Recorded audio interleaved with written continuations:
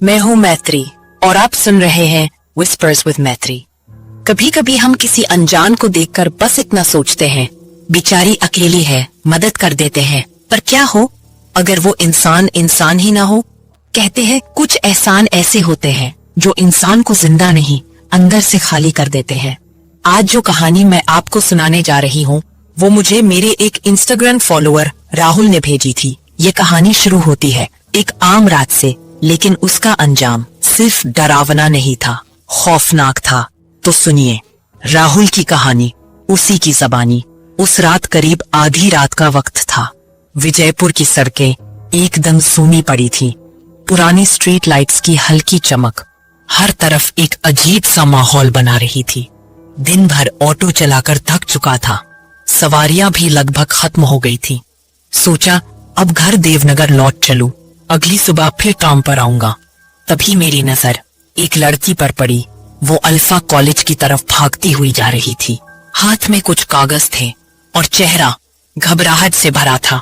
जैसे ही उसने मेरी ऑटो के सामने हाथ दिया, मैंने झट से ब्रेक लगा दी। अरे मैडम, इतनी रात गए, कहाँ जाना है? मैंने पूछा थोड़ा हैरान होकर। वो हाफती हुई बोली, रॉयल इन होटल जाना है, कॉलेज के पास ही है। सुबह एग्जाम है और हॉस्टल से निकलने में देर हो गई। उसकी आवाज में घबराहट से ज्यादा कुछ और था, लेकिन उस वक्त मैंने ध्यान नहीं दिया। मेरी नजर उसके हाथ में पकड़े उस लाल दुपट्टे पर पड़ी। दुपट्टे पर अजीब सी कढ़ाई थी और उससे आ रही थी एक अजीब सी महक, जैसे कुछ जला हुआ हो या सड़ा हुआ। मुझे कुछ याद आया। कुछ साल पहले एक लड़की इसी तरह के दुपट्टे में गायब हुई थी। नाम था सविता। एक पल को दिल कांपा, लेकिन जेब में पड़े कुछ सिक्कों की खनक ने डर को चुप करा दिया। उसकी बात सुनकर मैंने भी बस हामी भर दी। सच कहूं तो मेरा मन कांप रहा था। अंदर से एक आवाज बार बार कह रही थी कुछ ठीक नहीं है। लेकिन उस लड़की की बेबसी और पैसों की सख्त जरूरत ने मुझे मजबूर कर दिया। ठीक है, मैं तुम्हें छोड़ दूंगा, पर थोड़े एक्स्ट्रा पैसे लगेंगे। बहुत थक गया हूँ, पर छोड़ देता हूँ, मैंने कहा। उसने गर्दन हिलाई। ठीक है, और चुपचाप ऑटो में बैठ गई। हम वहां से निकल पड़े। यार, रात बहुत ज्यादा हो चुकी थी। चारों तरफ घना अंधेरा था। ऐसा लग रहा था मानो मेरी ऑटो उस अंधेरे की चादर को चीरती हुई आगे बढ़ रही हो। सड़कें सुनसान थी। शहर की लाइटें एक एक करके पीछे छूटती जा रही थी और एक अजीब सी खामोशी मुझे धीरे धीरे निगल रही थी। दूर कहीं कुत्ते भौंक रहे थे और हवा एक अजनबी सी सीटी बजा रही थी। मुझे तो अपनी सांसें तक सुनाई दे रही थी। मैं बार बार शीशे में उस लड़की को देख रहा था। कभी उसका अक्स थोड़ा धुंधला दिखता, कभी साफ, और कई बार ऐसा लगता जैसे पीछे वाली सीट खाली हो। मुझे लगा शीशे पर किसी ने सांस छोड़ दी हो या उंगलियों से कोई आकृति खींच दी हो, जिससे उसका अक्स धुंधला बना हुआ था। यहां से कॉलेज लगभग 6 किलोमीटर दूर था। तभी उस लड़की ने एकदम शांत और ठंडी आवाज में कहा, भाई साहब, यहां से बाईं तरफ एक रास्ता आता है, ऑटो उसी रास्ते पर मोड़ लो, मेरा रास्ता वहीं से होकर निकलता है। मैंने झिझकते हुए पूछा, ये रास्ता तो बड़ा सुनसान है और सुना है यहाँ। उसने मेरी बात बीच में ही काट दी। मुझे भी डर लगता है, लेकिन यही शॉर्टकट है और आज मुझे बहुत देर हो गई है। उसकी आवाज में एक अजीब सी लाचारी थी। मेरी अंतरात्मा अब भी चिल्ला रही थी कि कुछ तो गड़बड़ है, लेकिन मैंने गर्दन हिलाई और ऑटो उस दिशा में मोड़ दी। पर सच कहूं, मैं उस रास्ते पर पहले कभी नहीं गया था। रास्ता मेन सड़क से भी ज्यादा अंधेरा था और इतना सुनसान कि अपने ही धड़कनों की आवाज कानों में गूंज रही थी। अचानक सड़क पर जल रही गिनी चुनी स्ट्रीट लाइट्स एक एक करके बुझ गईं और दूर सियारों की चीख सुनाई दी। मेरी रगों में खून जम गया और उस पल मुझे अपने छोटे भाई राजू की याद आने लगी। राजू जो 3 साल पहले इसी विजयपुर के पास से गायब हो गया था, और उस दिन भी मौसम कुछ ऐसा ही था। रास्ता लंबा था और सन्नाटा गहराता जा रहा था। लेकिन एक बात अजीब थी, उस लड़की के जवाब बड़े ही अलग थे। ऐसा लगता था जैसे वो एक ही शब्द में बहुत कुछ कह जाती हो। मैंने भी उसकी बातों पर ज्यादा ध्यान नहीं दिया, बस ऑटो चलाता रहा। करीब 5-6 मिनट बीत चुके थे। मैंने पीछे मुड़कर कहा, तुम्हारा होटल तो अब भी कहीं नजर नहीं आ रहा मैडम। वो बोली, बस यही पास में छोड़ दो, लेट हो गई हूं। उसकी आवाज पहले से कुछ गहरी लग रही थी, थोड़ी बुझी बुझी और ठंडी। इतना सुनते ही मैंने ऑटो की रफ्तार बढ़ा दी। मैं बस चाहता था जल्दी से जल्दी उसे उसकी मंजिल पर पहुंचा दूं और फिर खुद अपने घर लौट जाऊं। तभी उस लड़की ने एकदम से उसी ठंडी और सदी हुई आवाज में कहा, आप 1 मिनट के लिए जरा ऑटो रोक सकते हैं क्या? मुझे एक जरूरी काम है। मैंने थोड़ा घबराकर पीछे देखा और देखा उसने अपने चेहरे को एक लाल दुपट्टे से ढक रखा था, लेकिन उसकी आंखें, उनमें कुछ था, एक अजीब सी चमक जो रोशनी में नहीं अंधेरे में ज्यादा दिखती थी। तभी मेरे कानों में उसकी फुसफुसाहट गूंजी, तू भी किसी का इंतजार कर रहा है ना, जैसे मैं कर रही थी। इंतजार करने वाला कभी लौटता नहीं। मेरे रोंगटे खड़े हो गए, सिर से पैर तक एक ठंडी लहर दौड़ गई। मैंने ऑटो तेज करने की कोशिश की, लेकिन तभी इंजन से अजीब सी खड़खड़ाहट की आवाज आई। हेडलाइट्स झिलमिलाने लगी और फिर इंजन एकदम से बंद हो गया। मैंने जल्दी जल्दी चाबी घुमाई, पर कुछ नहीं हुआ। ऐसा लगा जैसे किसी ने ऑटो को अदृश्य जंजीरों से बांध दिया हो। मैं कुछ समझ पाता उससे पहले ही वो लड़की मेरी ऑटो से नीचे उतर गई और बोली, आप 2 मिनट के लिए यहीं इंतजार करना, मैंने कुछ गिरा दिया था, बस अभी आती हूँ। मैंने बस हाँ में सिर हिलाया और उसे जाते देखा। वो लड़की झाड़ियों की तरफ बढ़ रही थी, धीमी चाल मगर किसी ठोस मकसद के साथ। और फिर मुझे सुनाई दी आवाज, जैसे वो शायद किसी से बहुत धीरे धीरे बात कर रही हो, किसी ऐसे से जो दिख नहीं रहा था। एक ठंडी लहर सी मेरे पैरों से होते हुए कमर तक चढ़ाई थी।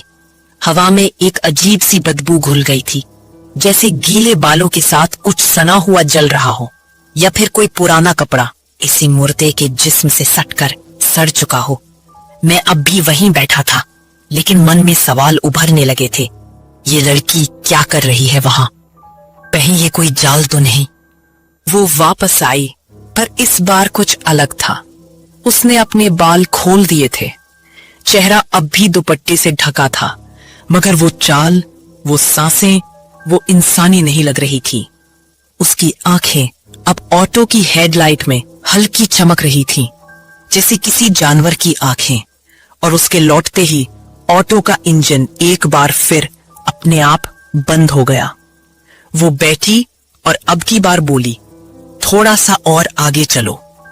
मगर ये आवाज वो नहीं थी जो मैंने सुनी थी पहले। इसमें 3-4 आवाजें एक साथ मिलकर बोल रही थी, जैसे कोई और उसके साथ बैठा हो, या फिर वो अकेली ही काफी हो डर फैलाने के लिए। तुम इस तरह से क्यों पेश आ रही हो? बस इतना ही पूछा था मैंने, एक सीधा मासूम सा सवाल। लेकिन उस सवाल के जवाब में जो सुना, उसने मेरे भीतर कुछ तोड़ दिया। वो लड़की धीमे से पलटी, उसकी आंखों में कोई रंग नहीं था, और आवाज जैसे किसी चिता से उठती राख बोल रही हो, अगर तुझे अपनी मौत से मुलाकात नहीं करनी तो चुपचाप आगे चल। उस वाक्य ने जैसे मेरी हड्डियों के भीतर बर्फ घुसा दी हो। मैं कुछ कहना चाहता था, पर जुबान कहीं पीछे छूट चुकी थी। भाग जाना चाहता था, लेकिन दोस्तों, ऐसा लग रहा था जैसे किसी ने मेरी उंगलियों की नसों में पत्थर भर दिए हो। और फिर मैं चल पड़ा। कहां, क्यों, ये मैं नहीं जानता था। मुझे बस इतना याद है कि मेरे हाथ ऑटो चला रहे थे, पर दिल कहीं और गिरवी पड़ा था, किराए के नाम पर। दिन भर की कमाई जो अब किसी और की मुट्ठी में थी। मैं थोड़ा आगे बढ़ा और तभी महसूस हुआ, अब ऑटो मैं नहीं चला रहा हूं। हैंडल मेरी पकड़ में था, लेकिन दिशा किसी और की थी। वो रास्ता जो हम ले रहे थे, वहां इंसानों के निशान मिट चुके थे। रास्ता पतला होता गया और फिर सन्नाटा गाढ़ा होता चला गया। हवा में अजीब सी गंध थी, गीली राह, पुराने लोथड़ों और किसी गहरे थाव की। और तभी मेरे सामने एक खंडहर उभर आया। टूटी दीवारें, काई लगे पत्थर और छत जो जैसे किसी के चीखने से ढह गई हो। मुझे ऐसा लगा जैसे वो मकान मुझे बुला रहा हो या शायद धकेल रहा हो। मैंने ब्रेक दबाने की कोशिश की, लेकिन पैर सुन्न था। ऑटो खुद ब खुद उस ओर मुड़ता चला गया। और जब हम उस मकान के पास पहुंचे तभी देखा सड़क किनारे कुछ बिखरा था।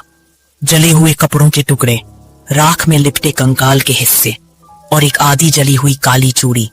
मेरी उंगलियां हैंडल से छूटने लगी, पर शरीर हिला नहीं। कहीं से एक सर्द सांस मेरे कानों से टकराई और लगा जैसे किसी ने मेरी रीढ़ की हड्डी को जकड़ लिया हो। मेरा भागना अब मेरे बस में नहीं था। तभी उस लड़की ने एक बार फिर ऑटो रुकवा लिया। उसकी आवाज अब पहले से भी ज्यादा ठंडी थी। अगर तुम्हें किराया चाहिए तो 2 मिनट यहीं इंतजार करो, और अगर किराया नहीं चाहिए तो अभी के अभी लौट जाओ। उसने ये बात ऐसे कही जैसे फैसला मेरी मर्जी का नहीं था। मैंने कुछ पल सोचा, इतनी दूर चला आया हूं और अब लौट जाऊं सिर्फ डर की वजह से। पर फिर उस किराए का ख्याल आया। दिन भर की मेहनत, पेट भरने की उम्मीद और शायद डर को हार मानने की इजाजत देना मुझे गंवारा नहीं था। मैं रुक गया, वही उस खंडहर जैसे मकान के सामने। वो लड़की बिना कुछ कहे अंदर चली गई, धीरे, बिल्कुल शांत, जैसे वो रास्ता उसे पहले से पता हो। और मैं बस खड़ा रहा, जैसे किसी ने मेरी टांगों में पत्थर बांध दिए हो। मैंने निगाहें उठाकर उस मकान को देखा। टूटी दीवारें, दरारों से झांकता अंधकार और दरवाजा जो कभी बंद नहीं होता था, लेकिन उस अंधेरे के अंदर अब कुछ था। वो लड़की उस खंडहर जैसे मकान के अंदर पहुंच गई थी, पर मुझे नहीं मालूम कि उस मकान के अंदर क्या चल रहा था। बस मुझे इसी चीज की जल्दबाजी थी कि वो जल्दी से जल्दी आकर मेरा किराया मुझे दे दे ताकि मैं यहां से निकल जाऊं।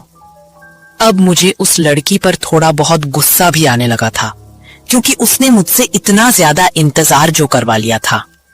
इससे अच्छा मैं अपने घर के लिए निकल गया होता। तो ऐसे में मैं अब उसकी राह देखने के लिए उस मकान की तरफ ही देखता रहा। पर पता नहीं क्यों, लेकिन उस मकान के अंदर से अब मुझे अजीब सी आवाजें, जैसे धीमी मंत्रोच्चारण, घंटियों की अजीब गूंज और अजीबोगरीब चीखें महसूस हो रही थी। एक अजीब सी सड़ी हुई मीठी गंध भी आ रही थी। जब मुझे लगा कि वो लड़की इतनी जल्दी नहीं आने वाली, तो फिर मैं खुद ही अपनी ऑटो से नीचे उतरा। तभी मुझे अंदर से किसी बच्चे के रोने की धीमी आवाज सुनाई दी। बच्चे की सिसकियां सुनते ही मेरा दिल कांप उठा। मैं आगे बढ़ा, लेकिन हर कदम डर से भारी हो रहा था। शायद कोई फंसा हुआ है, मैंने सोचा, और उसी आवाज के पीछे चलता हुआ, उसके कदमों के निशान के ऊपर मैं उस मकान के अंदर दाखिल हुआ।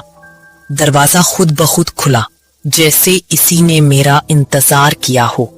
अंदर घुसते ही एक अजीब सी बदबू आई और हवा में नमी और एक अजीब सा भारीपन था, जैसे सांस लेना भी मुश्किल हो रहा हो। तो मैंने देखा कि उस मकान की हालत बहुत ही ज्यादा खराब थी। उस मकान के अंदर मुझे 6 से 7 कमरे नजर आ रहे थे। मुझे बिल्कुल अंदाजा नहीं लग रहा था कि वो लड़की किस कमरे में हो सकती है। तभी अचानक सिसकियों की आवाज पहले से ज्यादा तेज हो गई। बस उसी आवाज के पीछे मैं धीरे धीरे बढ़ने लगा। वो रूम नंबर 3 था। जैसे ही मैं उसके करीब पहुंचा, अंदर से किसी के भारी भारी सांस लेने की आवाज आने लगी, ऐसी जैसे कोई बहुत बड़ा जानवर वहां छिपा हो। मेरा गला सूख गया था।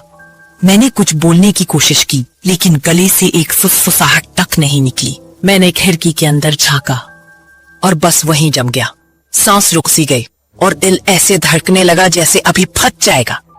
वो लड़की, वही जिसे मैंने लिफ्ट दी थी, अब एकदम नग्न उस कमरे के बीचों बीच बैठी थी।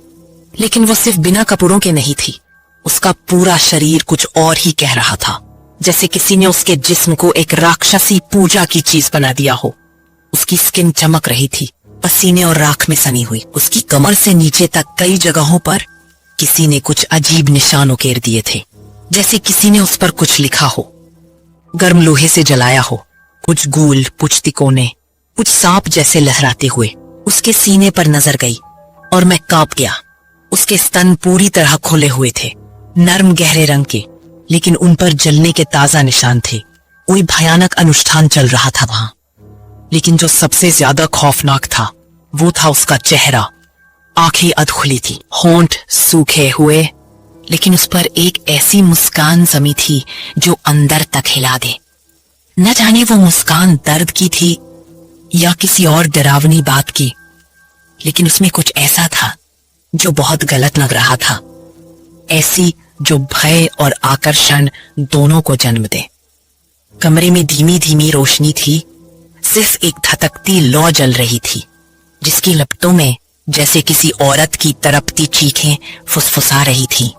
दीवारों पर अजीब प्रतीक बने थे, जैसे किसी प्राचीन वासना तांत्रिक पंथ की भाषा। वहां कुछ खोपड़ियां रखी थी, कुछ मानव, कुछ शायद जानवरों की, और उन पर जमी राख में किसी ने उंगलियों से कुछ लिखा था जो धीरे धीरे धुंधला होता जा रहा था।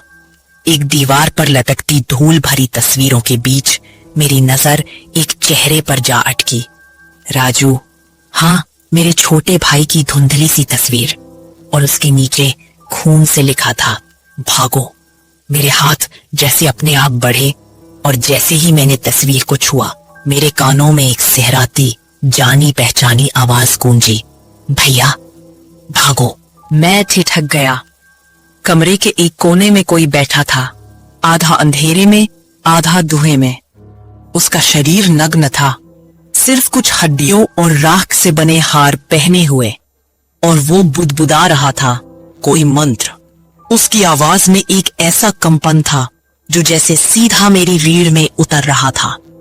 उसका चेहरा ढका हुआ था, लेकिन उसकी आंखें झिलमिलाती लपटों में चमक रही थीं, जैसे कोई आदिम प्यास, कोई वासनामयी भूख छुपी हो उन आंखों में।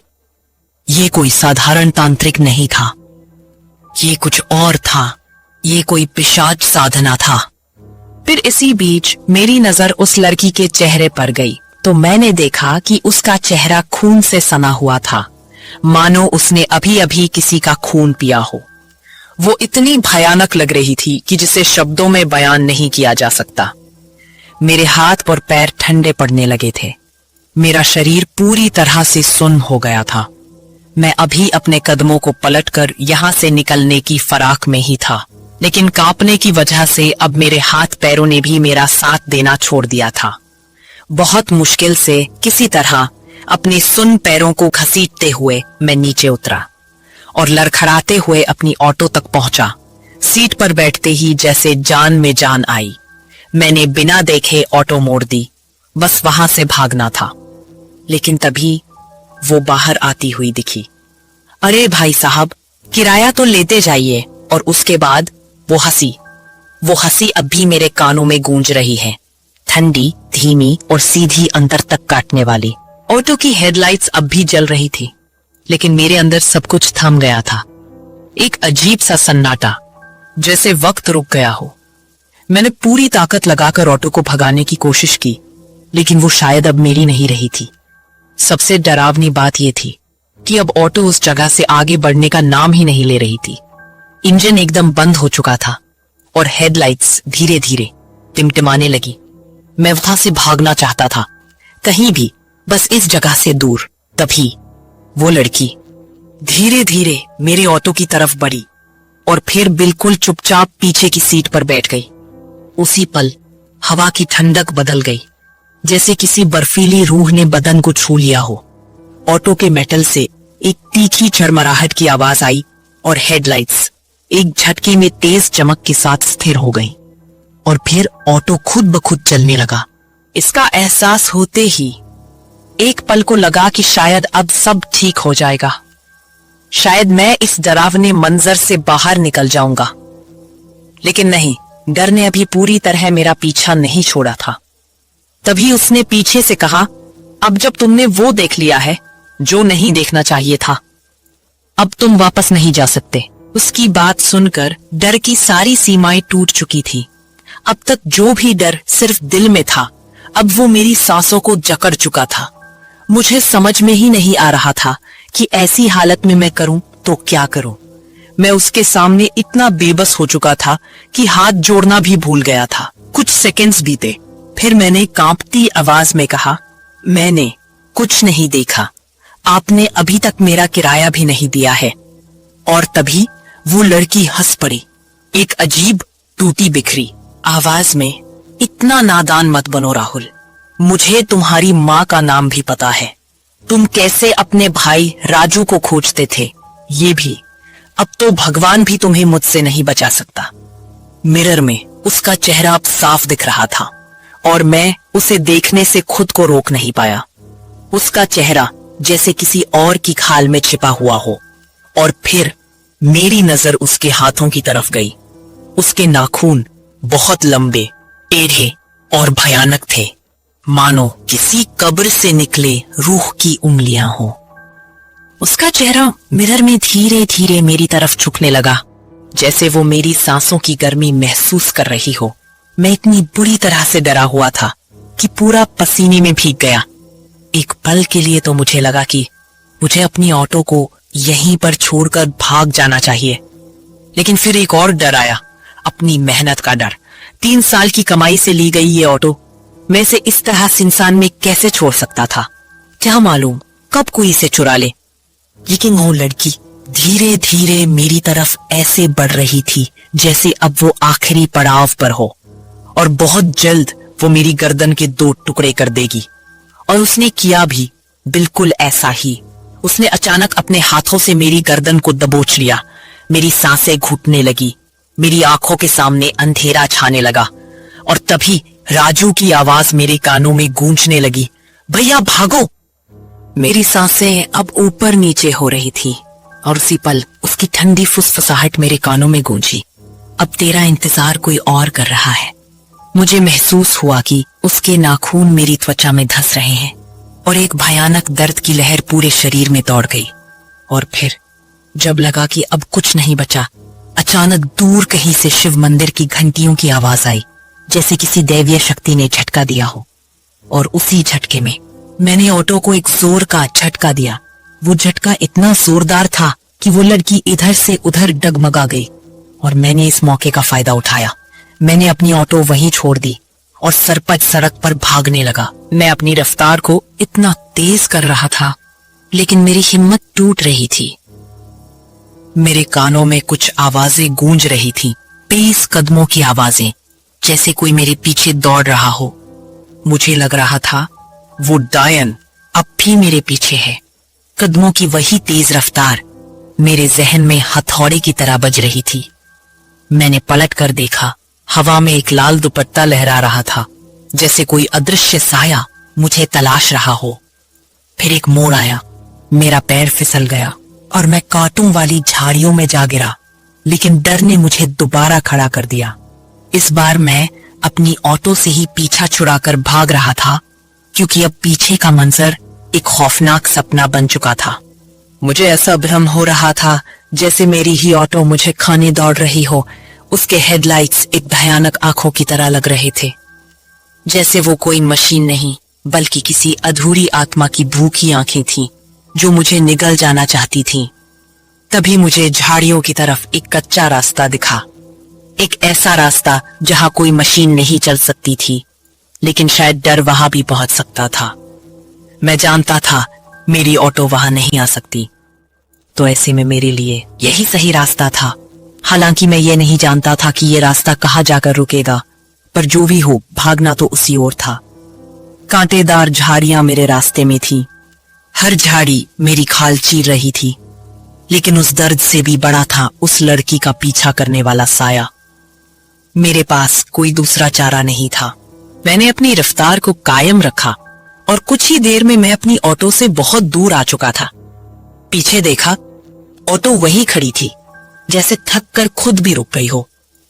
उसके टायर अब पंक्चर हो चुके थे, जैसे किसी अदृश्य शक्ति ने उसे जकड़ लिया हो। अभी मैं यही सोच ही रहा था कि तभी अंधेरे में एक बोर्ड पर नजर पड़ी, श्री शिव धाम मंदिर 200 मीटर। मेरी सांसें हल्की हुई। मंदिर, शायद यही मेरी एकमात्र उम्मीद थी। मैं उस ओर बढ़ा। मंदिर बिल्कुल सुनसान था, चारों तरफ गहरा सन्नाटा, लेकिन अंदर एक दिया जल रहा था। बस वही एक लौ जो अंधेरे को चुनौती दे रही थी। मैं मंदिर के अंदर कदम रखा और तभी एक आवाज आई, डर मत, तू पहली बार नहीं आया इधर। मैं सन्ना रह गया। मंदिर में घुसते ही आंखें सामने गई, जहां एक बूढ़ा साधु कोने में चुपचाप ध्यान लगाए बैठा था। उसे देखते ही मैं ठिठक गया। वो उठे और बिना कुछ कहे मुझे एक लोटे में पानी पकड़ाया। फिर धीरे से मंदिर की दीवार की ओर इशारा किया। वहां एक पुराना सा फ्रेम टंगा था, धूल से ढका, लेकिन उस पर लिखा था, महंत विश्वनाथ, 85 वर्षों से सेवा में। मैंने वो नाम पढ़ा और उसी पल जैसे मेरे होठ से अपने आप निकला, विश्वनाथ। बाबा ने मुझे गौर से देखा और धीमी मुस्कान के साथ बोले, हाँ बेटा।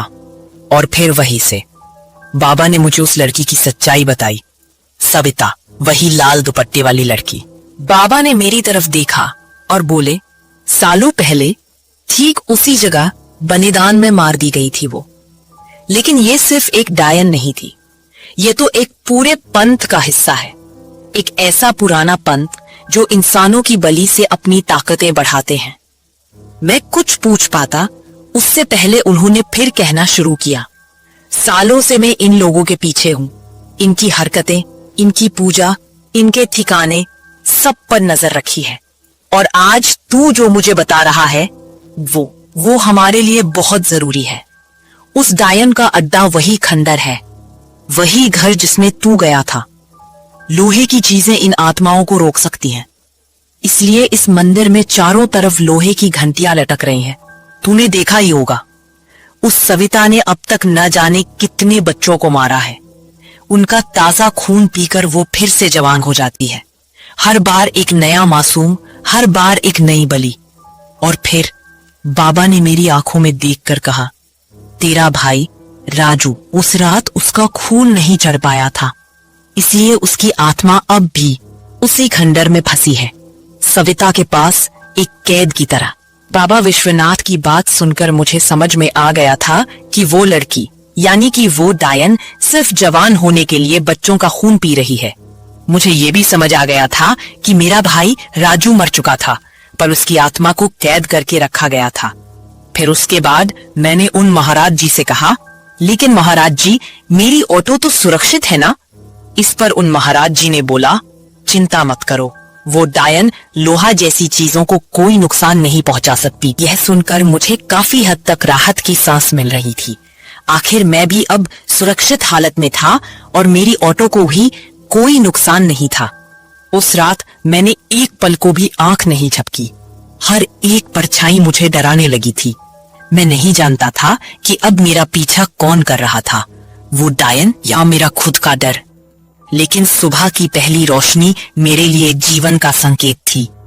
बाद में मैंने उन महाराज जी के पास खाना पीना किया और फिर सुबह होने तक वहीं पर रुक गया। अगली सुबह मेरी आंखों में एक अजीब सी आग थी, वो आग जो सिर्फ एक भाई महसूस कर सकता है, जिसका भाई अब भी अधूरा है। मैंने बाबा विश्वनाथ से कहा, मैं उसे यूं ही नहीं छोड़ सकता। बाबा ने मुझे देखा और एक छोटा सा त्रिशूल मेरी ओर बढ़ाया, फिर लोहे की एक छोटी घंटी मेरे हाथ में थमा दी। धीरे से बोले, ये त्रिशूल तेरी रक्षा करेगा और ये घंटी अगर सही वक्त पर बजाई जाए तो किसी भी अधूरी आत्मा को मुक्ति दे सकती है। अब पीछे मुड़ने का कोई सवाल ही नहीं था। मैं बाबा के साथ उसी खंडहर की ओर बढ़ा जहां ये सब शुरू हुआ था। रास्ते भर बाबा ने मुझे कुछ मंत्र सिखाए, धीमे धीमे मेरे कानों में उतरते गए, जैसे मेरी आत्मा को तैयार कर रहे हों। अब मैं उस खंडहर में दोबारा दाखिल होने वाला था, लेकिन इस बार डर के साथ एक अजीब सी हिम्मत भी थी। एक ऐसी हिम्मत जो तब आती है जब तुम्हें किसी अपने को बचाना हो। मैंने त्रिशूल को अपनी कमर में कसकर बांधा और घंटी को शॉल के अंदर छुपा लिया। खंडहर के पास पहुंचते ही हवा का रुख बदल गया। सब कुछ शांत था, बहुत ज्यादा शांत। बाबा बाहर ही रुके, बोले, तू अकेला जाएगा। सविता अब जान चुकी है कि तू वापस आया है, लेकिन याद रखना, घबराना मत। जब वक्त आए घंटी बजाना, पूरा जोर लगाकर और जो मैंने सिखाया है वो मंत्र दोहराते रहना। मैंने सिर हिलाया और अंदर चला गया। अंदर घुसते ही पुराना सड़ा हुआ खून और धूप की गंध हवा में मिली हुई थी। दीवारों पर वही लाल हाथों के निशान, और बीचों बीच वो जगह जहां बलि दी जाती थी, वहां अब एक और छोटा सा पिंजरा रखा था। पिंजरे के अंदर एक कंकाल जैसा बच्चा, जिसकी आंखों में अब भी डर ठहरा था। राजू, मैंने कांपती आवाज में कहा, लेकिन तभी पीछे से वो आवाज आई, वही लाल दुपट्टा, वही उल्टे बाल और वो चेहरा जो अब पहले से भी ज्यादा विकृत लग रहा था। जैसे कई बच्चों का खून पीकर वो और भी भयानक हो गई थी। सविता ने कहा, तू वापस क्यों आया? राजू को लेने। मैंने हिम्मत करके कहा, तू नहीं समझेगा, ये खून मुझे जिंदा रखता है, मुझे जवान बनाता है, और तेरा भाई अधूरा रह गया था, इसलिए अब उसकी रूह मेरी गुलाम है। मैंने झट से घंटी निकाली और उसे जोर से बजा दी। सविता एक झटके में पीछे हटी। उसके चेहरे पर जैसे आग लग गई हो। वो चीखने लगी। मैंने बाबा का मंत्र दोहराना शुरू किया, ओम नमः कालात्मा मुक्तिदायिनी स्वाहा। लेकिन तभी वो चीखती हुई झपटी और त्रिशूल मेरी कमर से गिर पड़ा। मैंने त्रिशूल जमीन से उठाने की कोशिश की, लेकिन सविता ने अपनी लंबी उंगलियों से मेरी गर्दन जकड़ ली। उसके नाखून मेरी खाल में कटते जा रहे थे। तू मेरा कुछ नहीं बिगाड़ सकता, वो गुर्राई। मैंने पूरे जोर से घंटी को फिर से बजाया। उसकी पकड़ ढीली हुई। उसके कानों से खून बहने लगा। उसने जोर से चीख मारी और दीवार से टकरा गई। अब वक्त था। मैंने त्रिशूल उठाया और वही जगह चुनी जहां बलि दी जाती थी। मैंने वहीं खड़े होकर आखिरी बार वो मंत्र दोहराया, ओम नमः कालात्मा मुक्तिदायिनी स्वाहा। और जैसे ही मैंने घंटी को पूरे जोर से अंतिम बार बजाया, वो दीवारें कांपने लगी, छत से धूल गिरने लगी। खंडहर के अंदर एक गूंज उठी, जैसे कोई सदी पुराना क्रोध टूटा हो। सविता जमीन पर तड़प रही थी। उसके चेहरे पर जलने के निशान उभर आए थे। उसकी आंखें अब डर से भर चुकी थी। उसकी आत्मा अब बांध के बाहर आ चुकी थी। और जैसे ही घंटी की गूंज रुकी, उसकी देह एक झटके में जल उठी। बिना आग के, सिर्फ राख। वो गायब हो गई। कुछ ही सेकंड में उसका शरीर राख बन गया और एक हवा सी उठी। फिर मुझे किसी ने पीछे से हाथ पकड़ा। भैया, वो राजू था। उसका चेहरा साफ, शांत और मुस्कुराता हुआ। वो कुछ नहीं बोला, बस मेरी उंगली थामी और फिर धीरे धीरे हवा में गायब हो गया। उसकी आत्मा अब आजाद हो चुकी थी। मैं खड़ा रहा, खामोश। बाबा बाहर मेरा इंतजार कर रहे थे। मैंने उनकी तरफ देखा और वो बोले, डर से जो भागता है वो कभी नहीं जीतता, लेकिन जो उसका सामना करता है वही इसी को बचा पाता है। हम दोनों वहां से वापस लौट आए। मैं हूं मैत्री और आप सुन रहे थे विस्पर्स विद मैत्री। अगर इस कहानी ने आपकी रूह को छू लिया हो तो वीडियो को लाइक करें, दूसरों से शेयर करें और चैनल को सब्सक्राइब करना मत भूलिए, क्योंकि अगली बार डर आपके और भी करीब आ सकता है।